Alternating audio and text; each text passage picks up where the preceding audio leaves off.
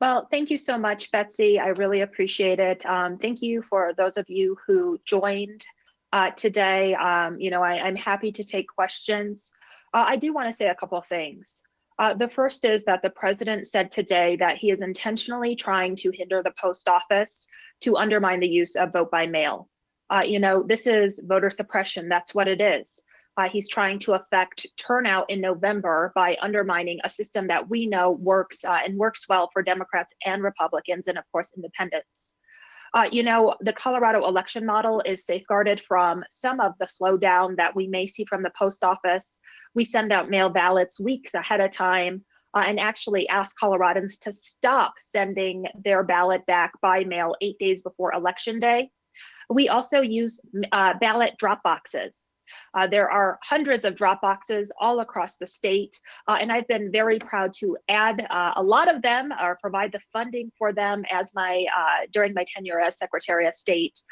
We added 91 extra drop boxes last year under the Colorado Votes Act, which was our hallmark voting rights legislation. And then I announced earlier in the year that I would provide the funding for 100 additional drop boxes. So overall, we are in a much better position than the rest of the country, but I do think that we really have to be mindful to the extent of voter suppression that we are seeing, whether it's lies about vote by mail, which we know works very well here in Colorado for all voters, Democrats and Republicans alike, whether it's an invitation of foreign interference into the elections, to attacks on the Postal Service intended to slow down the use of mail ballots. We are seeing a lot of tactics come out of the federal administration, and I just think it's such a shame because all Americans should be able to have their voices heard, and no American should be faced with being forced to go into a crowded polling center during a pandemic to cast their ballot. With that, I'm happy to take any questions. All right, I'm going to start here with Mark Salinger. Hi, Secretary. This is Mark Salinger with 9 News. Can you hear me? Hi, yes, how are you? Good. I have 2 quick questions for you. Right now, Colorado sends ballots out to voters 22 days before the election. With everything going on with the Postal Service now, do you think that the legislature should consider making a law that would send the ballots out sooner before the election? And my next question is, do you support the HEROES Act that is making its way through the House nationally, even though it would take away some of the requirements for mail-in voting that Colorado already has? Well, to answer your first question, ballots go out for this election in between October 9th to October 16th. They traditionally go out about 3 weeks before Election Day. And I will say that the election schedule is very tight. All the county clerks are working around the clock to make sure that we have an accessible election. But with that said, we're looking at all different types of ways to make sure that Coloradans can have their voices heard. And also pushing back on misinformation. This is really important to me. My mom is a nurse. She's worked on a COVID unit saving lives. And I do think that we should be trying to save the lives of Coloradans, of Americans, while protecting our democracy. And that's what vote by mail really does. It allows us the social distance and helps stop the spread of COVID-19. Mail ballots are like wearing a mask. They're good for our democracy and they can protect lives. In terms of the second question, in terms of federal funding, I fully support additional federal funding specifically for elections, and of course for Americans that are really working hard to make ends meet. But when it comes to elections, absolutely, we need to be funding elections. In the perfect world, I would love to see every American have the same type of access as Coloradans. Our use of mail ballots has just done wonders for the state. That legislation was passed in 2013 and implemented by my predecessor, Wayne Williams. He did a fantastic job, and it has increased participation rates tremendously. We saw an increase by 9% overall, but that included 8% increase among Democrat and Republican voters, so about an equal increase among the party voters. But then a 13% increase for Black voters, a 10% increase for Latino voters, and a 16% increase for younger voters. So I want to see every American have the same type of access. And I do not believe that Americans should have to risk their lives to cast a ballot. unlike Donald Trump, I am very supportive of making sure that all Americans have the same type of access that Coloradans do. All right, next question from Caitlin Kim. Caitlin, it says you're self-muted, so you'll need to unmute yourself. I can't unmute you. The old Zoom problems or GoToWebinar problems. All right, I'll move on to Mary Ann while Caitlin figures out her mute. Okay. Oh, there we go. Mary Ann. Oh. Go to Mary Ann. Oh, Caitlin, go ahead. All right, sorry. Yep. Sorry, Mary Ann. Thank you, Secretary. This is Caitlin Kim from Colorado Public Radio. I have a two-part question. The first one being how ballots are mailed out. I understand Colorado was one of the states that received the letter from the USPS attorney about the marketing mail versus the ballots are sent out via marketing mail in the state, but they're usually treated as first-class mail, and that's not going to happen this time around. What are you doing to try and sort of mitigate any lag that's going to cause in people receiving ballots and then the state getting them back? And you'd mentioned these additional drop boxes. Are you seeing that as a way of working around some of the USPS delay issues right now? Thank you.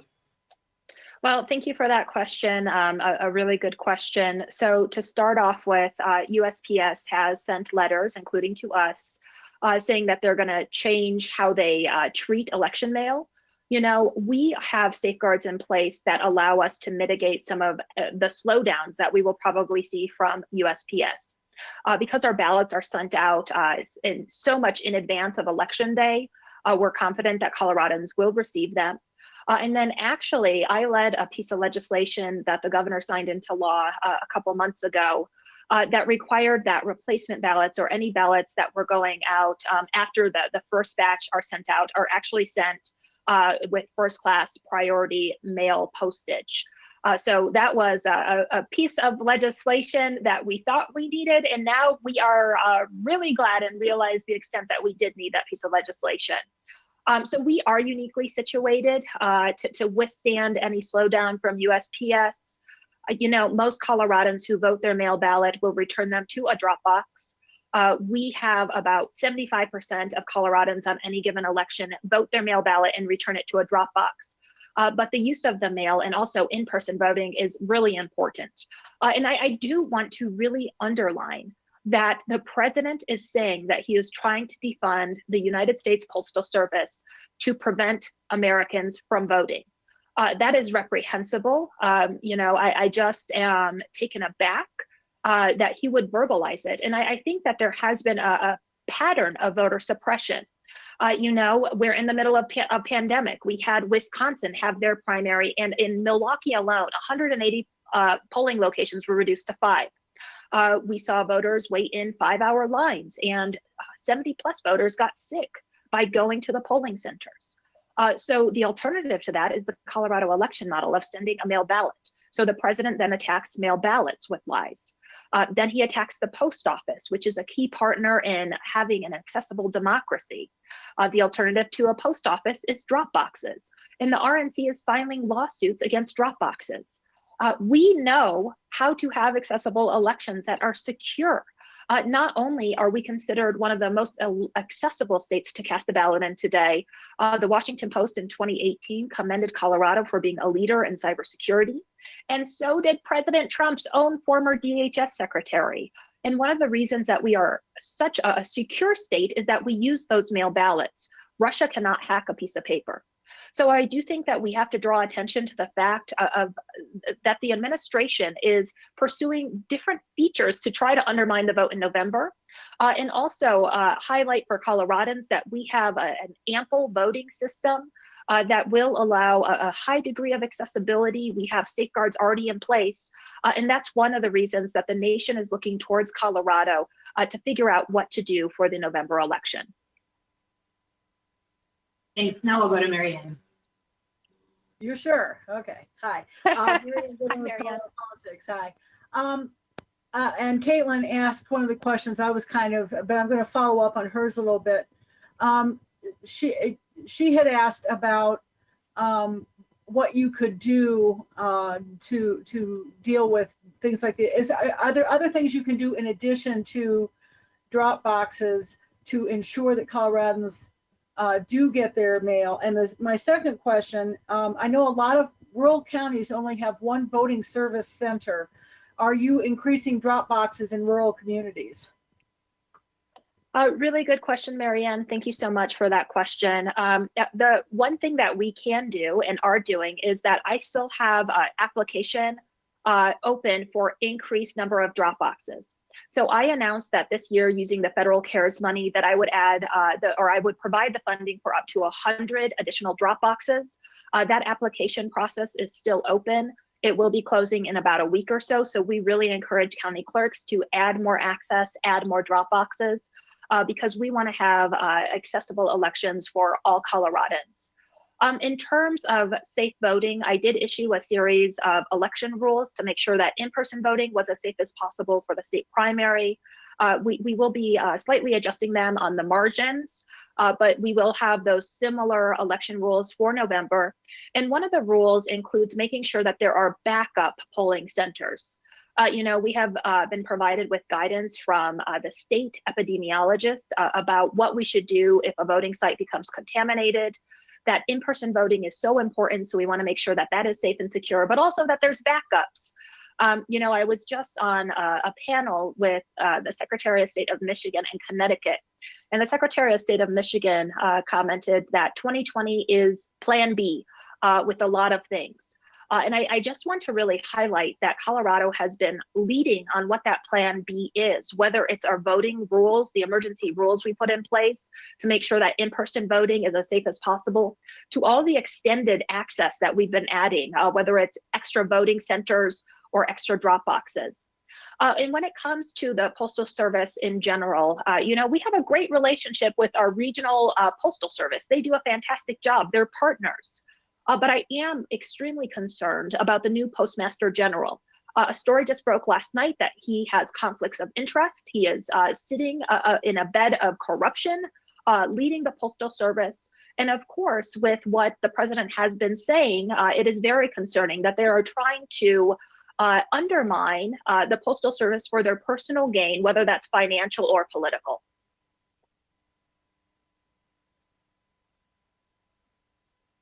Great. We will go to Rick Salinger next.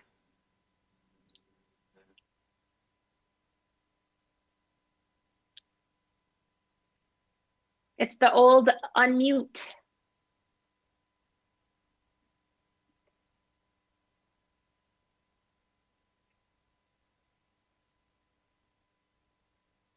All right, I will turn it over to Erica Gonzalez to also pose the question.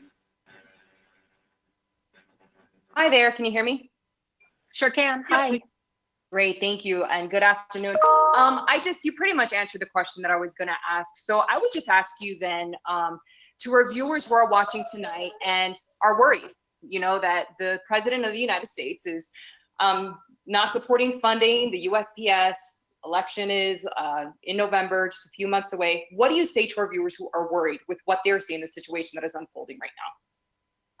Well, I would say that the Colorado election model is the gold standard for the nation, and we have built-in contingencies. Our election model is very straightforward. You register to vote, you're sent a mail ballot, and you can return it by mail at one of hundreds of drop boxes across the state, or even vote in person. The fact that we send out ballots so early, more than 3 weeks before the election, and that we ask Coloradans to stop sending them back through the mail 8 days before the election will help us mitigate some of the issues we're seeing from the post office. But this is a very concerning situation. I am very concerned. And I'm doing everything that I can as Secretary of State to fight to protect our voting rights. We are working to expand vote by mail for all across the nation. It's reprehensible to think that an American would be faced with risking their very life to cast a ballot when we have a better system in Colorado. We know what works. It's vote by mail for all.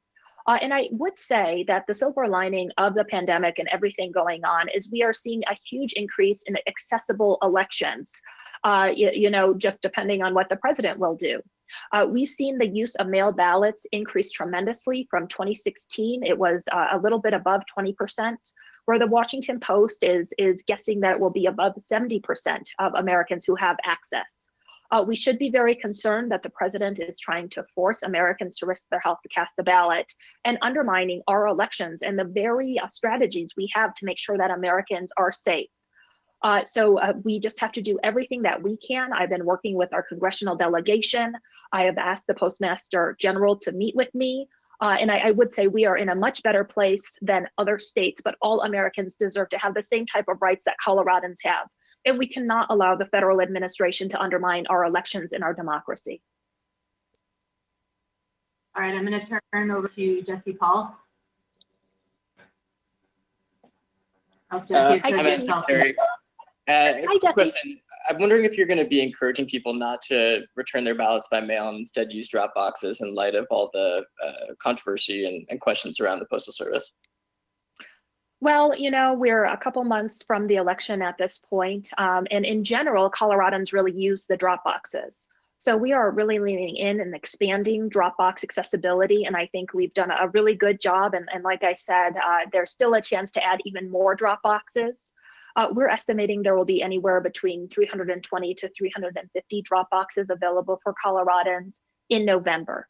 And about 75% of Colorado voters who use a mail ballot are already returning their ballot to a drop box. All right, next we're going to go to Jack. Please, let me unmute you here, Jack. Jack, it says you're self-muted. Hi, sorry about that. So thanks for doing this. And I just wanted to ask a little bit about the situation on the ground when it comes to delays that people are experiencing right now. Do you have a sense of, either from, local officials or just constituents, how widespread problems are, how severe, whether they're mainly being felt in cities or it's extending to rural communities? Like, what's the current situation on the ground, and what are the risks if things don't get rectified or improved by November? Well, this is a real-time unfolding situation, and we are still gathering the facts. There was just a report about an hour ago that there are some slowdowns in sorting machines in select postal areas. So we're learning more and more, and that's one of the reasons that I've asked for the Postmaster General to meet with me to tell us exactly what is going on and why they are doing things that are aimed to suppress voter turnout in November. I do think it's important to note that all types, all affiliations use mail ballots. In Colorado, we've had more registered Republicans use a mail ballot in the last 2 out of 3 general elections than Democrats. In our statewide primary, in the midst of the pandemic, not only did we set a record turnout for a state primary, a slightly higher percentage of Republicans used mail ballots than Democrats. So it's really important for all voters of all political stripes to have that type of access. We're trying to do as much as we can and get the information that we need to best make the choices that will serve the state of Colorado. All right, we're going to try Rick again. Rick, you there?